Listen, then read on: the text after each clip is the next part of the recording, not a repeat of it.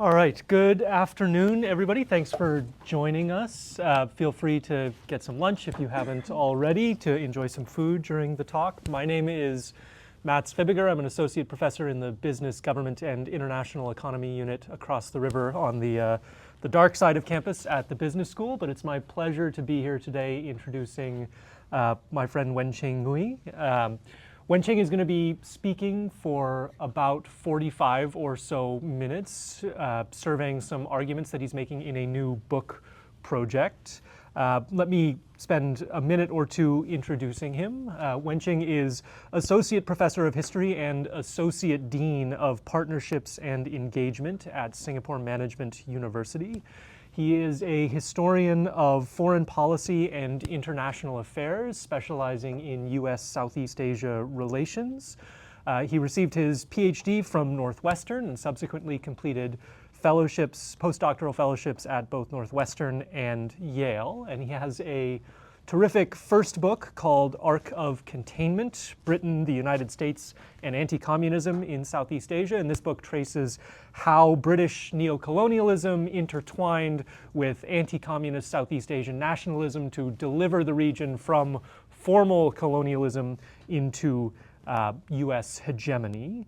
And he's also published a number of important articles in journals like the American Historical Review and Diplomatic History. He will today be giving us a taste of work from his new and ongoing book project entitled The Enablers: Singapore, the United States, and Pax Americana in Southeast Asia. And it looks at U.S.-Singapore relations from both the vantage point of high politics and diplomacy and from popular culture as well. So he'll speak for about 45 minutes. I'll offer a few remarks in response, and then we can open things up to question and answer.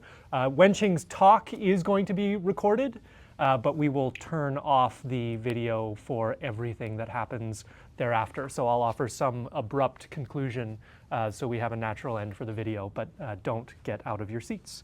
Without further ado, Wen-Qing, the floor is yours. Thanks very much to Matt for the introduction. Thanks to Jorge and the Asia Center and the Southeast Asia Initiative for allowing this to happen. Thanks to the audience for arriving, and I hope that you enjoy the food. I should say also I'm grateful to the Fulbright that has given me the chance to be a visiting scholar here for this semester. And I'm very happy to have this opportunity to share my work in progress. Now, I must warn you that my presentation might come to a really blunt end at the close, because that's where my chapters are at this time. Now, the title of this, the word enablers, this has to do with the U.S. enabling Singapore to become prosperous, to enjoy great security, peace, and stability, as well as some level of influence. The enabler of Singapore to U.S.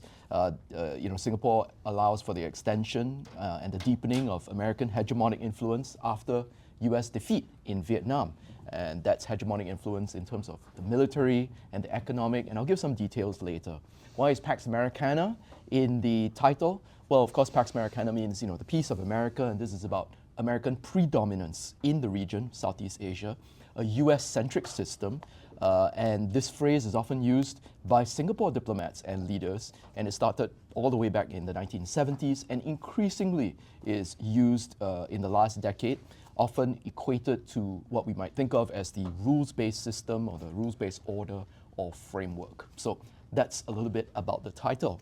Now, you've heard a little bit about my first book, that it's Arc of Containment. And the broader pattern, besides the description that Matt gave you, is that from the late 1940s to the 70s, anti-communist nationalism in Southeast Asia mapped very easily onto an anti-Chinese prejudice that was pre-existing in the region.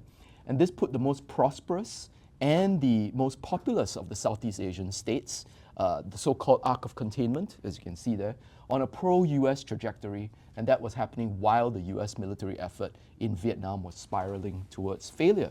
Now, the members of the Arc of Containment are the ASEAN countries, the founding members, Association of Southeast Asian Nations, Thailand, Philippines, Malaysia, Indonesia, and of course Singapore. Now, where is Singapore?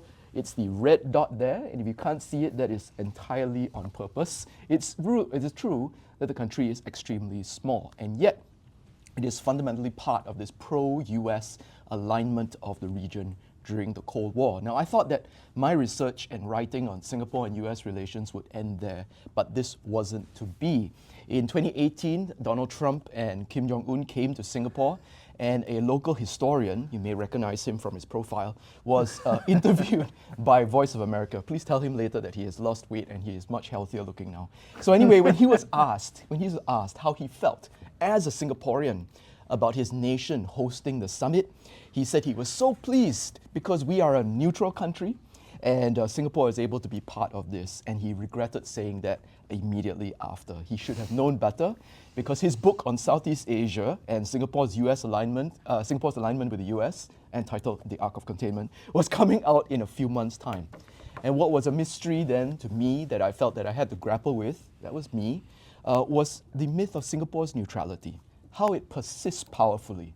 How would I come to terms with that? A second reason why I came to this project, The Enablers, was because I was invited by political scientists and IR specialists to write a chapter on Singapore's choice of alignment between the US and China, and it's part of something called the Anatomy of Choice. That's the name of the project, Southeast Asia between the superpowers. So one chapter per Southeast Asian country, I was invited to write about Singapore. And of course, the dominant notion that I was also grappling with, again, was this, that Singapore is assumed to be hovering in the middle between the two superpowers, US and China. And here I'm quoting a former Singapore ambassador to the US, that Singapore is dead center between them. And this is declared. So this, of course, squared with not only the statements of leaders and diplomats, but also scholars, because it matched on to the phrases that Singaporean as well as Southeast Asian diplomats would make, which were, don't force us to choose between the superpowers. So I took this on, trying to bring my work into new conversations outside of my field to see what it would, how it would bear on contemporary history. So here are some highlights of the Singapore-US relationship that I learned about. The first one is the Singapore-US military relationship. And one of these highlights is that Singapore and the US have a memorandum of understanding signed in late 1990 to allow America to have enhanced access to Singapore's military bases, the naval, the air bases, and so on. And it's of course gone through multiple upgrades over the years. During the global war on terror, it became a strategic framework, et cetera, et cetera. There's information sharing over cybersecurity, biosecurity, terrorism, and so on. In 1998, there was an addendum which would open Singapore's aircraft carrier berth to aircraft carrier nations like the United States. And there are no other countries that are using this berth. It is a very tight relationship between Singapore and the US. Of course, training is part of this as well. Singapore has the second largest foreign detachment of military training here in the United States. This was renewed during the first Trump administration into the 2030s. Okay, second one, Singapore-US economic relations. Well, Singapore and America, they have a free trade agreement, and Singapore was the first Asian nation to sign an FTA with the US. This was signed in 2003, came into force in 2004. Now, there's a lot of furor over the H-1B visa, which costs a lot of money. Well, as part of the FTA of Singapore and the US, there's something called the H-1B1, which bypasses that massive fee. So it's locked into this FTA as well. Another thing to know about this, again, part of these highlights, US foreign direct investment in Singapore is approximately $320 billion, and this is more than what America puts into China, Japan, and Korea combined. So it's a really big deal. Okay, third one. Singapore and US political and cultural ties. During the Cold War, during the Vietnam War, Singapore served as a very eloquent apologist for American intervention in Vietnam. And one of the most popular things that Singaporean leader Lee Kuan Yew was able to do very well was the buying time thesis. And the buying time thesis, well, which he and a number of other US officials made very popular, was that the Americans were sacrificing themselves in Southeast Asia, in Vietnam, to hold back communism so that the newly developing, newly independent states of Southeast Asia could stabilize, get their economies together, and they would thrive as a result of that. So that buying time, the thesis, continues to be very appealing. It bubbles up in multiple conversations. So that's one thing. Another thing, of course, in the 21st century is that Singapore was part of the coalition of the willing for the global war on terror. And as you can imagine, the memorandum of understanding that I mentioned earlier, that came in really useful for the transit of US war machines from the mainland towards the Gulf. And often, and this is something that I'll refer to a little bit more later, Singapore had the highest per capita cinema attendance in the world between the 1970s to the 2000s, and the tastes were dominated continually by Hollywood products. Okay, so with these highlights, let me suggest that there is some historical significance here for this project, and it has some bearing on the present. First thing here is that the history of Singapore and US relations has never been told from the late Cold War to the so-called post-Cold War period. And this is important because even though not all scholars of Southeast Asia or even global history draw a bright line between the Cold War and post-Cold War eras, many do. Enough do, including the existing historians of Singapore and US relations. And they tend to take it for granted. Now, what I suggest is that the Singapore and US relationship goes a long way towards preserving and elaborating Cold War era security structures of the United States into the 1990s, into the present, and that blurs the line between the so-called Cold War and post-Cold War period. Second thing, I don't think that we can completely be sure that we can tell the story of US hegemony in Southeast Asia without the Singapore-US relationship. Singapore has a very important part, and I gave you some highlights a little bit earlier, economically and militarily, in enabling the persistence of US influence in the region. It's not insignificant. It's also, of course, then a study of the outsized influence of a very, very tiny, small city-state, anchoring American military and economic power in the region after the Vietnam War. Third thing, Singapore's cultural encounters with the US merit some study. Because if Singapore is one of the best, or potentially, arguably the best of the enablers of US influence in the region, then what is the lived experience inside Pax Americana for Singaporeans? And here I use movies, other cultural products as a proxy for this, because it is about the consumption of US cultural empire.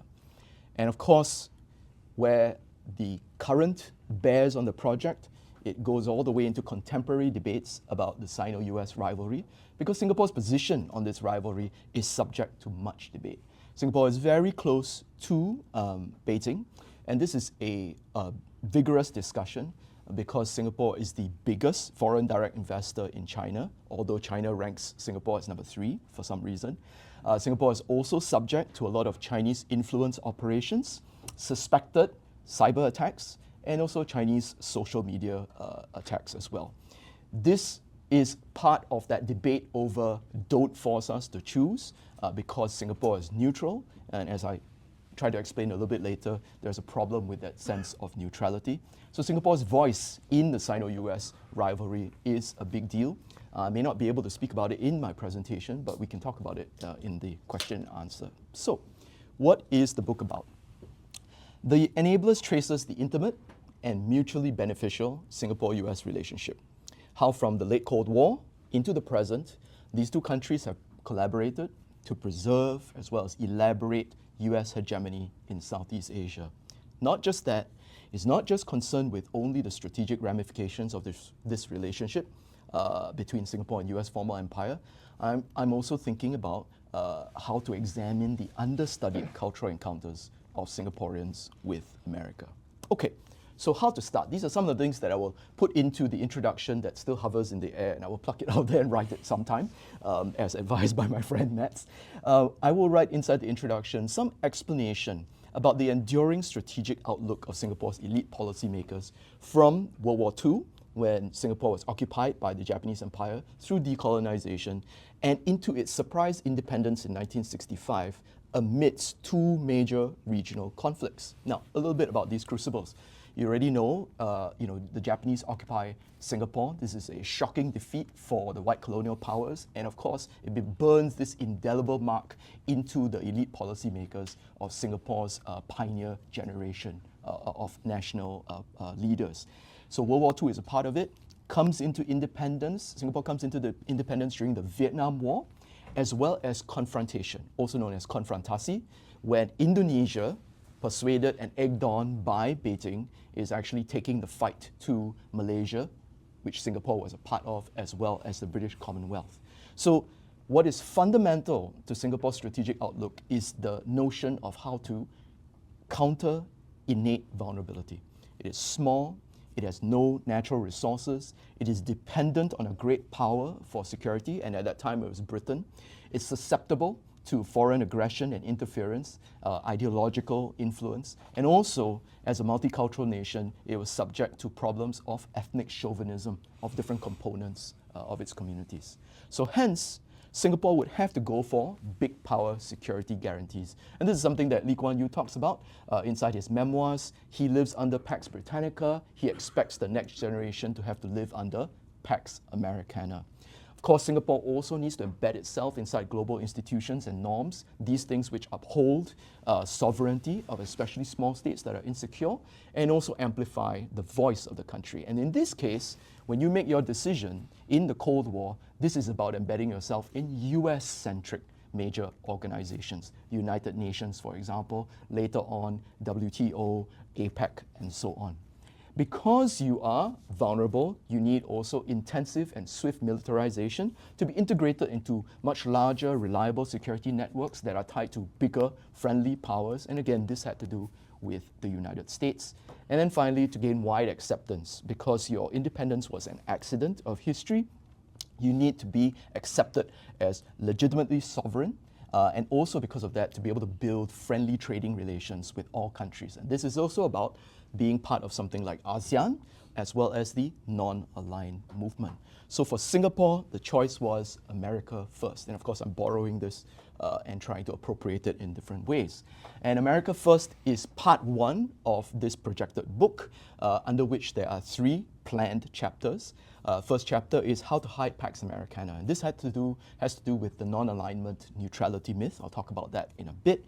The second one is Cool War, and I'll explain that in a bit, but that's really about the movies that Singaporeans are consuming. And the third chapter is grayed out a little bit. That's the one that I'm in the middle of writing. The song does not change, and this primarily has to do with Cold War continuities, the choices that Singaporean political elites make in order to create this persistence of US hegemonic order, which Singapore benefits from. So let's begin with how to hide Pax Americana. How did Singapore gain wide acceptance as a neutral, non-aligned nation, despite conspicuous evidence to the contrary?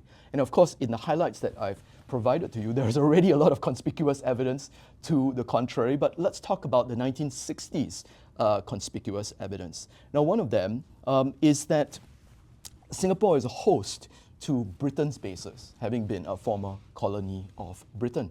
And these bases are home to the second largest British detachment in the world after NATO. These bases are vital, actually, during the late 1950s to an abortive Anglo-American coup attempt to topple the left-leaning leader of Indonesia, Sukarno.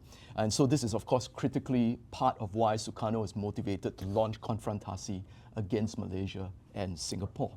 These bases account for about 1/5 of Singapore's income and affect the livelihoods of anywhere between 30,000 to 100,000 persons. So with all of this in everyone's face, how is it even possible for Singapore's leaders to articulate neutrality and non-alignment in a convincing way? How did they reframe, if they could, these terms so that they could reconcile it or use it to conceal the country's intensifying pro-US leanings? And what impact did this have on the region and on Singapore-US relations? So I'm going to suggest that Singapore-style neutrality and non-alignment depended a great deal on some of the formulations and articulations of the foreign minister. You see him seated next to Lee Kuan Yew on the screen. Foreign Minister Sinnathamby Rajaratnam. And he discursively reframed neutrality and non-alignment. In his maiden speech at the United Nations, there he is over there, and also later in Parliament, He was introducing Singapore to the world, and he was a known wordsmith. He wrote plays and short stories, and while he was living in London, he actually gained the attention of E.M. Forster as well as George Orwell, and was actually invited to write radio plays and so on. So I'll go through this quickly, and I'll try to offer clarifications if people ask questions later. But one of the first things that he did, remember that confrontasi is ongoing. And what Rajaratnam does is that he uses his speech in the UN General Assembly to exploit Indonesia's confrontasi by saying that there are bigger neighbors that are obviously threats to Singapore's security. And what he's implying here is that these bigger neighbors are in league with the larger sort of Cold War framework because China is part of it. And this should contrast directly with Singapore's non-alignment, not wanting to be part of that Cold War conflict. He also suggested that Singapore would be aloof but wants interdependence. And he uses interdependence to substitute for entanglement and alignment. Of course, it's a bit of a word switch, but what he's suggesting is that interdependence enables Singapore's choice of allies and friends. So our national interests are paramount. Wouldn't you all agree with that? There we go. So he's trying to define non-alignment and trying to redefine neutrality. Now, is this really even unique, right? Is it even convincing to anybody? So I'll deal with the first one on its uniqueness. Now, this is actually different from one of the larger principles that were articulated by Jawaharlal Nehru. Now, when he formulated non-alignment, he was talking about the moral mission of the Third World, to transcend the Cold War conflict, to promote global peace, to be against nuclear weapons. So what Rajaratnam is talking about is really different from this. Rajaratnam does mention peace, but he talks about it as a prerequisite for economic development. Now, you must see, obviously, that he makes an argument for moral equivalence, that national interests are just all legitimate, just like the pursuit of interdependence. And if interdependence is going to give us security, development, it justifies the British bases because confrontasi is going on. It justifies the SEATO ties of Britain because confrontasi is going on. And it also, in many ways, is a precursor to Singapore's imminent move towards the United States. Now, this is different also from playing the superpowers off against each other to maximize the Cold War benefit. This is actually a deliberate leaning to one side from the very beginning, not actually trying to stay aloof at all, but actually trying to convince observers and listeners that this alignment choice is a form of neutrality and non-alignment, or to provide at least a formulation of it that enables others to look away conveniently. So is anyone really convinced by this wordplay? Well, by 1966, Bulgaria and Poland, communist-dominated countries, start to ink trade agreements with Singapore. Yugoslavia and India follow suit between 1966 to 1968. India actually affirmed Singapore's non-alignment very publicly. Very soon, there are trade agreements with Hungary, with Romania, with North Korea, and also the Soviet Union. And by 1970, Singapore is inducted into the non-aligned movement. Trading with Singapore is attractive. That is also part of the motivation. Even if indirectly it may promise a link between the communist countries who are going to trade with Singapore and Western and Japanese monies, investment, and potentially resources and markets. And this provided cover for Singapore to go deeper and deeper with its interdependence with the United States. By 1971, US investment in Singapore is increasing yearly by about 100 million. Okay. So that's something that Singapore is doing out of its own agency, but this has to combine with other larger shifts, intersecting regional developments that lead to the disappearing or criticism of Singapore's alignment. Now, earlier I mentioned that it was Indonesia that was one of the major critics of Singapore's non-alignment, and of course, Indonesia's patron during that time, China as well. So let's talk about that. One of the first things that shifts in the region is Indonesia's rightward turn. And in the picture you can see here, General Suharto, who leads the right-wing coup against Sukarno, replaces him. He proceeds to break diplomatic ties with China in 1967, and this permanently, I think, changes Southeast Asian neutrality and non-alignment for good. From now on, all the countries can claim non-alignment and neutrality because the giant of it, one of the founding members of it, has actually turned non-alignment and neutrality into something that you can declare while in the background, Indonesia reaches out to the US and says, we will make muted criticisms of what you're doing in Vietnam, but please rest assured, we are with you. So this means one critic is taken out of the equation. So how about the other one? China. By the late 1960s, and Zhou Enlai is there, Zhou Enlai recognizes that China is encircled by the Southeast Asian arc of containment, and also that China is in many ways isolated from global affairs because it's facing a multiple threat. It's got the Sino-Soviet conflict on its border. It's decimated itself internally because of the Cultural Revolution, and then you've got the arc of containment as well. And that is why, to get back into the family of nations, Zhou Enlai is very excited when the ASEAN countries offer, why don't you be a guarantor of our neutrality? China jumps at this chance, and it becomes part of the discussion in Sino-US détente. In fact, as I put up there, when in 1985, Indonesia and China want to start their normalization of relations through an MOU, where do they sign it?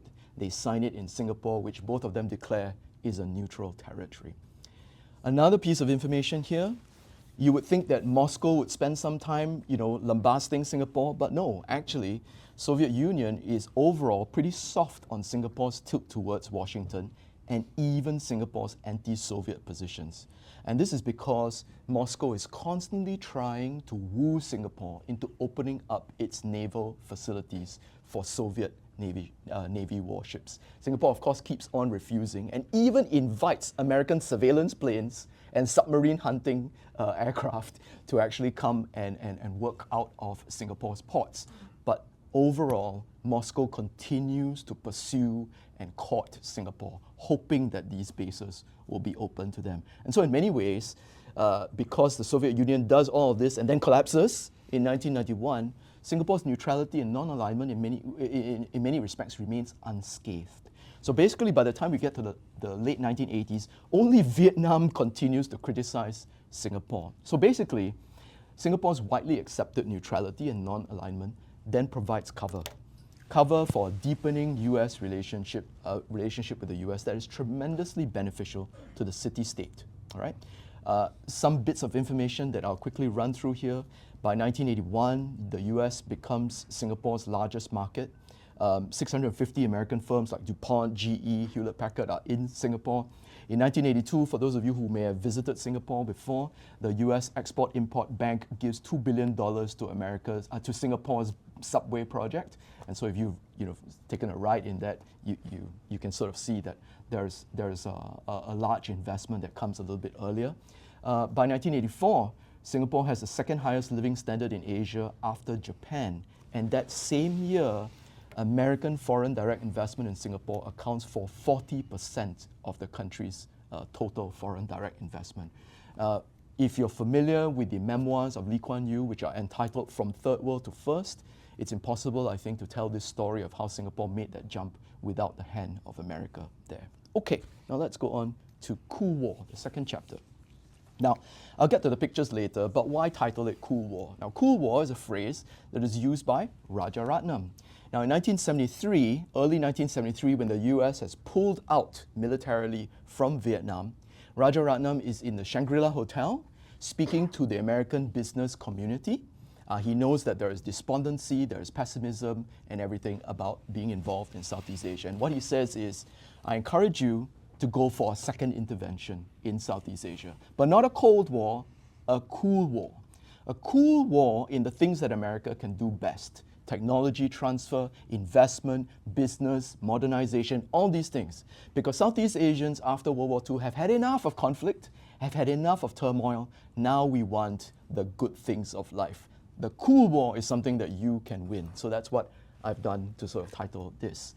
By the time we get to the 1980s and 1990s, sociologists and observers are calling the young Singaporeans who are coming of age the children of affluence, because the cool war is obviously going in America's direction. Singaporeans are not just dabbling in Western culture, but imbibing all things American. movies, TV, fashion, fast food, etc., right? So as I mentioned earlier, a little bit about the movies. Through the final quarter of the 20th century and into the early 21st, the city-state had one of the highest and often the highest rates of cinema attendance per capita in the world. And this is despite the fact that Singapore was also one of the largest producers of pirated VHS movies all the way till the 1980s. Now, if you don't know what a VHS is, please speak to someone of a different generation and you will discover. Singapore is one of the largest producers of this. Now, a Singaporean resident by the 1990s would average about 7 to 8 movies a year, and that is twice the amount that an American would be watching. It was quadruple that of a Thai and 8 times that of an Indonesian. Movie-going was therefore woven into the fabric of Singaporeans' lives, and their film choices were dominated by Hollywood products, the crowd-pleasing US action flicks, as well as comedies. And so that's why I suggest that a core Singaporean encounter with American empire must have unfolded in its local cinemas.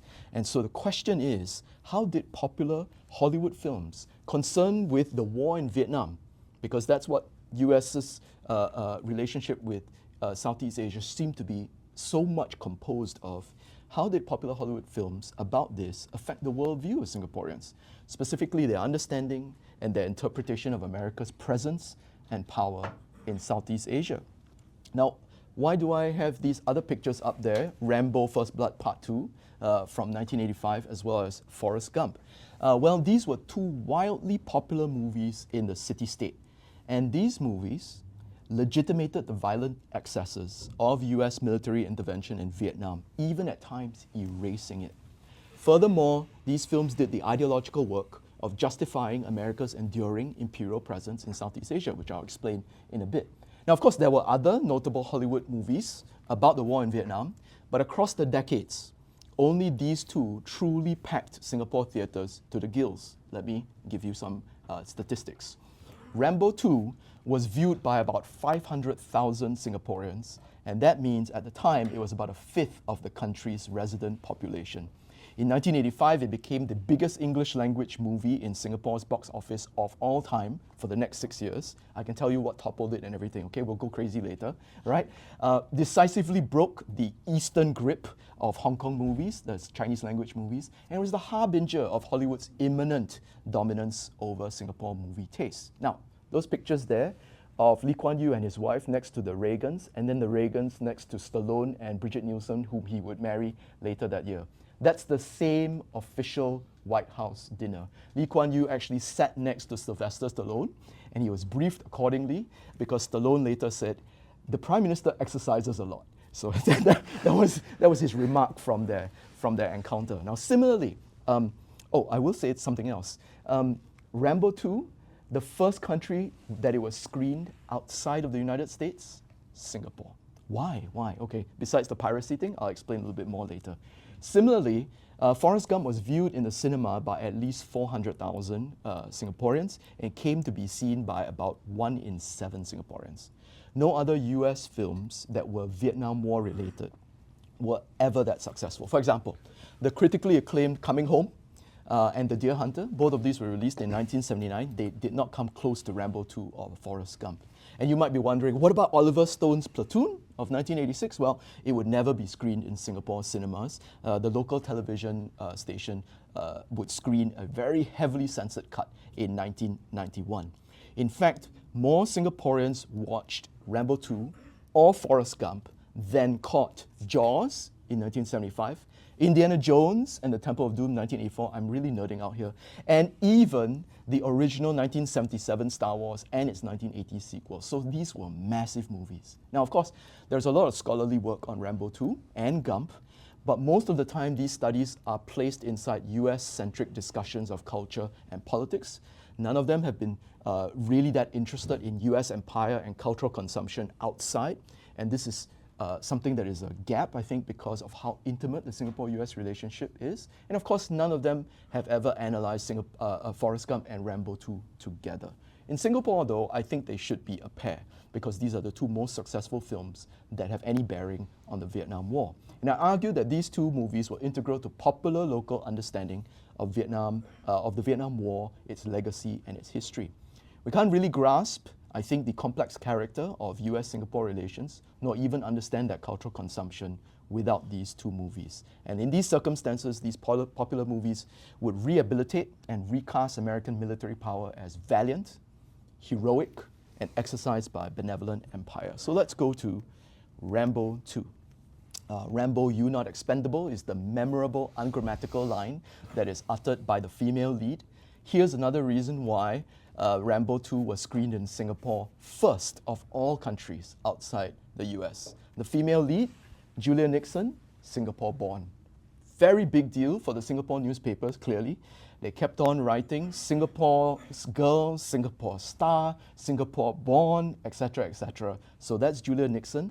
Local newspapers told readers, she grew up here, she attended the Singapore American School, she's a model turned actress, there was a lot of pride. They were reminded that she was on the cover of multiple magazines, she was in jewelry advertisements, she was also on Singapore Tourism Board promotion posters.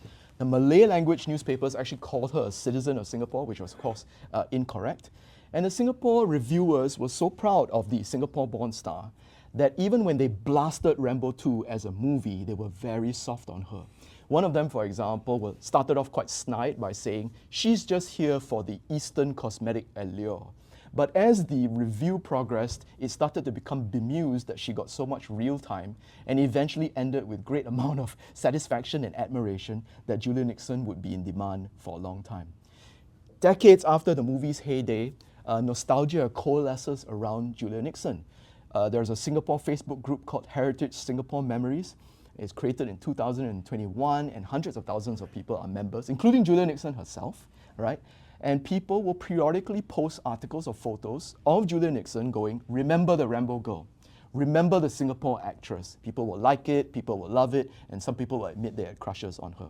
So for a Singapore audience, watching Rambo 2 is a uniquely local experience in some ways. This is our girl on screen. And Nixon's character in the movie is Ko Bao, a pro-US Vietnamese agent.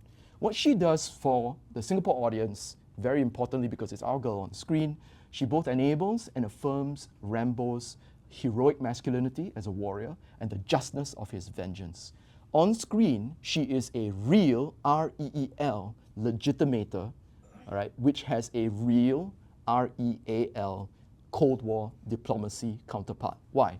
Because basically for the United States to justify its presence in Southeast Asia, you can't explain it on your own as a white enforcer of the system and the order. You need a non-US actor, someone with an authentic indigenous voice to explain the desirability of American intervention. And that's why it's also memorably ungrammatical. Rambo, you not expendable. And as you know, the Expendables franchise comes from this. So Nixon will do a lot of things for Rambo. She is on site, she is a first-hand witness, she validates a lot of myths, for example, the continuing existence of POWs and MIAs who are imprisoned in Vietnam, even though this is not true. She's actually there to help Rambo rescue one. In this way, she also legitimizes US victimhood because clearly, if the POWs are still there, then these people have been stabbed in the back by duplicitous American bureaucrats and politicians. Now, the background to this is that Rambo was actually sent there not to find POWs. He's actually sent there to prove that there aren't any, but when he discovers one and tries to bring one back, he's abandoned by the US authorities. So Rambo is betrayed, he is captured and tortured, and later when he is immersed in a cesspool and is raised out of it, he becomes this awkward crucifix, right? Which is almost too obvious, and of course he tilts his head in every single sort of traditional Renaissance onwards painting of the Christ figure. All right, and he is clearly the sacrifice. I'll explain a little bit more about that soon. Also, Ko is there, Ko Bao, Nixon's character, is there to affirm American manhood specifically, sexual manhood, whereas US fighting men had been humiliated in those jungles. Okay, here's one of those scenes. Rambo points to her jade pendant and goes, "What is that?" She says, "This bring me good luck." "What bring you good luck?" And he says, He didn't say anything, I'm afraid. He whips out his knife, which is immediately phallic, in her face. She flinches, and this is just a split second. Brilliant acting, really, from Nixon. She flinches, then her gaze softens, her lips part, and she's aroused. Clearly, there is a sexual validation of Rambo's masculinity here. Spoiler, for those who have not watched this movie, she dies tragically. Aww. Okay, they just shared a kiss minutes. I'm sorry, I spoiled it for that young man in the back. It's almost tender. She's shot by one Vietnamese communist commander, but her death immediately validates the orgy of Rambo's vengeance against a collective enemy, right? I've used the word orgy deliberately. And likely this makes it personal for Singaporeans because this is our girl. One reviewer actually writes, it's us, Rambo and us, engaged in a battle of us versus them, the sadistic Vietnamese Soviet communists. Rambo's revenge is pure catharsis. Now, crucially, Rambo going around slaughtering bad Southeast Asians to avenge a good Southeast Asian is the incarnation of the buying time thesis. He is word made flesh. It's a crude gesture about the benevolence of America, but it's about America sacrificing itself. And that's why I made a reference to that crucifix moment, right? Sacrificing itself to save Southeast Asians from communism. Basically, his effectiveness as a one-man army comes down to the question of what if there had been several thousand Stallones, which is what one Singaporean reviewer writes. So that is why when Koba utters the memorably ungrammatical line, Rambo, you're not expendable, she's basically extolling US military might as indispensable to her and by extension, Vietnam, Singapore, Southeast Asia. Okay, Forrest Gump. Now, Gump arrives in 1994 into a somewhat different world from Rambo 2. America is now the sole superpower, and is what a lot of scholars have found. Much of society now entertains a triumphalist view. It felt that the countercultural politics of being anti-war, as well as the civil rights movement, those were wrong-headed. It's time to sort of turn towards a kind of a conservative rejuvenation. And this comes through with Forrest Gump, because he portrays the American soldier, as you can see him here, as a valiant soldier. He wins the Medal of Honor, he's officially a war hero, and he doesn't even need to justify his violence in Vietnam because he does none. He does not kill anybody, and in the main, the film does this by making him ignorant through his intellectual disabilities. In one of the memorable narrations, he says, we were always going around in Vietnam looking for this guy named Charlie, right? Which of course is Viet Cong, and he has no idea. He never even finds Charlie, doesn't need to shoot him anyway. This ignorance becomes an innocence, and this keeps him insulated from the political significance of all the divisive moments in American history, not only the Vietnam War, but also the Watergate scandal. Now, why did I bring this up? Because actually Singaporeans felt very strongly about Forrest Gump, either loving this movie or hating this movie, that they wrote multiple letters to the newspapers to debate the value of Forrest Gump, whether he should be emulated, what you could take away, and what was the message. The debate had the effect of marginalizing the controversies of American goals and marginalizing the atrocities in Vietnam, focusing instead on Americans' basic goodness and the example that it offered to Singaporeans. So a little bit about the debate. Let me just tell you about some of these positions that were taken before I bring this to a close. Critics of Gump said this is faking history. It's not unlike what the communist countries were doing to pretend things into existence. Also, very importantly, it silences deeper comment about the Vietnam War. In a moment where Forrest Gump is asked what he thinks of the Vietnam War and he's about to say something, a pro-war official pulls out the plugs of the microphone and it goes silent. When the plugs are put back in, he goes, that's all I have to say about this. Right? So the critics are actually really quite upset about it. One of the critics also says that the movie brings across a disturbing ideology where Forrest Gump is the anti-Candide. He is so insulated from everything, he does not even fight injustice. He just keeps getting rewarded for being basically stupid. And he does not champion the countercultural movements at all. In fact, he's basically ignoring them. But the pro-Gump faction went full tilt criticizing these guys and basically overwhelmed them. One of them said that CGI abuse does exist, but it doesn't matter. What's more important is resilience, simpler life, family values that the U.S. and Singapore share. Another said that profundity is not the point. This is not a Kevin Costner movie, right? And it's true that anti-war movements are belligerent. We should laugh at them. They like Forrest Gump's childlike innocence. They think that simple-heartedness is great. And very importantly, a Cambridge-educated journalist pointed to Forrest Gump's philosophical greatness by saying that at the end of the movie, he talks about free will versus destiny in the example of the feather.